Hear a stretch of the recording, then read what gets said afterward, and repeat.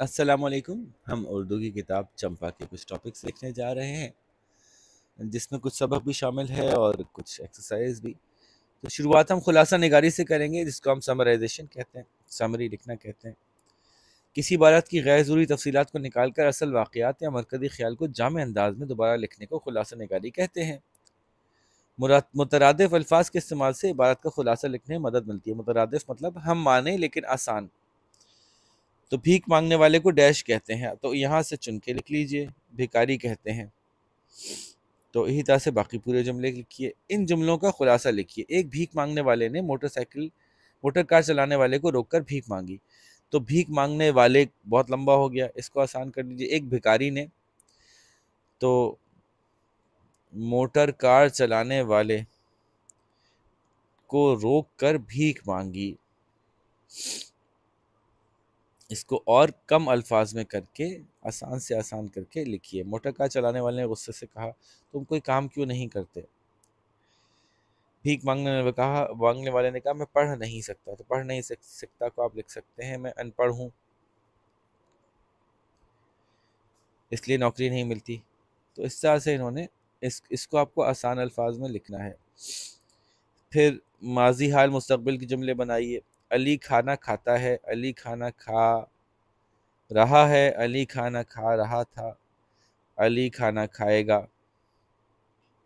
तो ये तीन फ़ेल हाल, फ़ेल माजी और फ़ेल मुस्तक़बिल हो गए। किसी इबारत को मुख्तसर करके लिखने को खुलासा निगारी कहते हैं। इबारत को एक तिहाई कम करने के लिए मंदरजा नुकात शामिल कीजिए। एक तिहाई कम करने के लिए, यानी वन थर्ड कम कर दें इबारत को। कि अहम नुकात, यहाँ पहले पहले पॉइंट से शुरू करते हैं। इबारत के अल्फाज गिनिए, फिर 2-3 बार गौर से पढ़िए, फिर जो उसके इम्पॉर्टेंट अल्फाज हैं उनके नीचे लकीर लगाइए, जो और वो अहम अल्फाज जो आप तब्दील नहीं कर सकते उनके नीचे लकीर लगाएं, और वो जो कि आप तब्दील कर सकते हैं वो भी नोट कर लीजिए। एक ही मफहूम के जुमलों पर अलामती निशान लगाइए या उनके ऊपर लाइन लगा दीजिए। तशबीहात या ज़रबुल मिसल को हज़फ कर दीजिए, हटा दीजिए। या मुहावरे थे या अशार थे, ये हटा दीजिए, उनकी ज़रूरत नहीं है खाली खुलासा लिखते वक्त। और अहम नुकात पर मुश्तमिल मुख्तसर इबारत लिखिए। कोशिश कीजिए कि असल इबारत के अहम अल्फाज मुनासिब तरीके से अपने जुमलों में इस्तेमाल करें, ताकि मरकज़ी ख्याल और उसका मफहूम तब्दील ना हो। तो इसका खुलासा लिखना है। एक मजमून इन्होंने दिया है, तहारत यानी पाकी, पाकीज़गी, पाकी। तो नहाने धोने के बाद आप खुद को कितना हल्का फुल्का और तरोताज़ा महसूस करते हैं। देखिए, एक ही बात दो दफ़ा आई, हल्का फुल्का और तरोताज़ा, इसको आप कम कर सकते हैं। उसकी वजह यह है कि इंसान फितरी तौर पर सफाई को पसंद करता है और गंदगी से नफरत करता है। अगेन 2 बातें आई हैं, एक में समझ सकते थे इसको। हर अक्लमंद इंसान खुद साफ रहता है और अपने माहौल को भी साफ सुथरा रखता है। हमारा दीन चूँकि दीन फितरत है, लिहाजा वो हमारे फ़ायदे की हर चीज़ का हुक्म देता है और नुकसान पहुँचाने वाली हर चीज़ से रोकता है। इस्लाम में सफाई को गैर मामूली अहमियत दी गई है। इस्लाम पाक रहने की ताकीद करता है और पाकी को निस्फ ईमान करार देता है। देखें, 2-2 जुमलों में करके लंबी लंबी बात की गई है, इसको हम बहुत मुख्तसर कर सकते हैं। इस्लाम पाक रहने इस्लाम पाक रहने का हुक्म देता है और पाकी को निस्फ ईमान करार देता है। इसको मिला के एक जुमला बनाया जा सकता है। सफाई का एहसास एक फितरी चीज़ है, मगर दुनिया में इंसान मुख्तलिफ माहौल और मुख्तलिफ हालात में रहते हैं। इसी वजह से उन सबका सफाई का नज़रिया, इनका ख्याल में सफाई किसे कहते हैं और उनका मेयार भी मुख्तलिफ होता है। तो देखिए, हर जगह इन्होंने डबल डबल सेंटेंसेस यूज़ किए हैं, वो सब सिंगल सिंगल सेंटेंसेस में आ सकते हैं। इसको एक तिहाई करना है, अब आपको छोटा करना है, तो तरीका इन्होंने पीछे बता दिया। अब आप करके दिखाइए, फिर उस पर टीचर्स हैं वो कमी बेशी निकाल लेंगे। इधर तफ़हीम भी इसमें मौजूद है मार्गिला हिल्स की। अब बहुत आसान तफ़हीम है, ये तो आपकी 5 मिनट में हो जानी चाहिए। पाकिस्तान का दारुल हुकूमत इस्लामाबाद मार्गिला की सरसब्ज, ग्रीन और खूबसूरत पहाड़ियों के दामन वाक़ है। यानी पहाड़ियों का दामन वो होता है जहाँ जिस जिस जगह के तीनों तरफ पहाड़ियाँ मौजूद हो और वो बीच में थोड़ा नीचे मौजूद हो। पहाड़ियों के दामन में वाक़ एक हसीन तरीन शहर है। इसके हुस्न को दरअसल इन पहाड़ियों ने ही दोबाला किया है, बढ़ाया है, मज़ा डबल कर दिया है। यूं तो पूरा पाकिस्तान ही कुदरती हुस्न से माला माल है। बुलंद दुबाला बर्फ़ पोश पहाड़ों से लेकर सरसब्ज मैदानों, सहराओं, दरियाओं, झीलों और समंदरों से मुज़य्यन, मुज़य्यन कहते हैं जीनत दिया गया, यानी खूबसूरत बनाया गया। हमारा मुल्क खूबसूरत बनाया गया इन चीज़ों की मदद से। ये खित्ता अर्जी यानी ज़मीन का हिस्सा कुदरत की रानाइयों का शाहकार है। शाहकार कहते हैं सबसे ग्रेट पीस। तो कुदरत की तरफ से दी गई खूबसूरतियों का एक ग्रेट एग्जाम्पल है। शाहकार है, ग्रेट एग्जाम्पल है, ज़बरदस्त मिसाल है।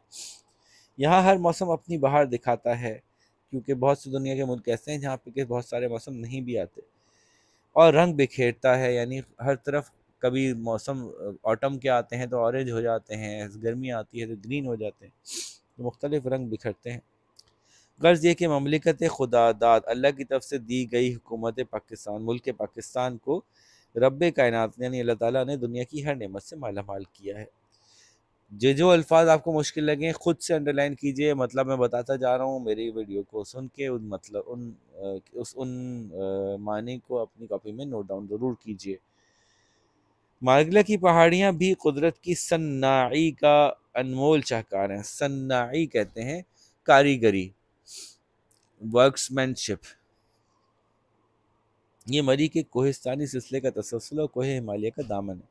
मरी का कोहिस्तानी सिलसिला है पहाड़ों का, और ये कोहे हिमालय यानी माउंट एवरेस्ट का दामन है, उसका उसका निचला बिल्कुल हिस्सा है।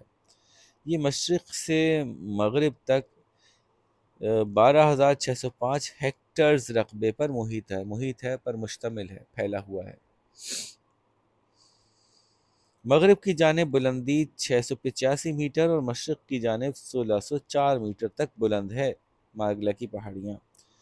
आप लोग कभी मार्गला की पहाड़ियों पर चढ़े हैं? बड़ा मज़ा आता है चढ़ के। इसमें कई जगह हैं जहाँ से नीचे से ऊपर की तरफ जाया जा सकता है। माहिरीन आसार क़दीमा ने एक मोहतात तहकीक की है, और यहाँ से मिलने वाले फॉसिल्स यानी पुराने ज़माने की हड्डियाँ वगैरह, उनसे पहाड़ियों की उम्र का अंदाज़ा तकरीबन 40 मिलियन साल लगाया है। माहिरीन को एक चट्टान पर पाँव के निशान मिले हैं जो तकरीबन 10 लाख साल कदीम हैं। ओए होए। मार्गला की पहाड़ियाँ अनवा व इक़साम के पौधों और जानवरों से भरी पड़ी हैं। अनवा व इक़साम यानी तरह तरह के। मार्गला के पहाड़ों और जंगलों में जंगली जानवर और परिंदे बकसरत पाए जाते हैं, यानी बहुत तादाद में होते हैं। जबकि ख़तरनाक दरिंदा वो जो कि दूसरे जानवरों को चीर फाड़ कर खाता हो। चीता भी मार्गला की बुलंद चोटियों पर अक्सर नज़र आ जाता है। उसके अलावा बंदर, गीदड़ और सेह यानी खारपुश्त यानी वो जो जिसके ऊपर कांटे लगे होते हैं, और नेवला और जंगली खरगोश तो कसीर तादाद में मौजूद हैं, यानी बहुत तादाद में मौजूद हैं। इन पहाड़ियों में मुख्तलिफ इक़साम के जहरीले सांप भी रहते हैं। मुख्तलिफ किस्मों के जहरीले सांप होते हैं जिनसे मोहतात रहने की ज़रूरत रहती है, जिनसे बच के रहना ज़रूरी है।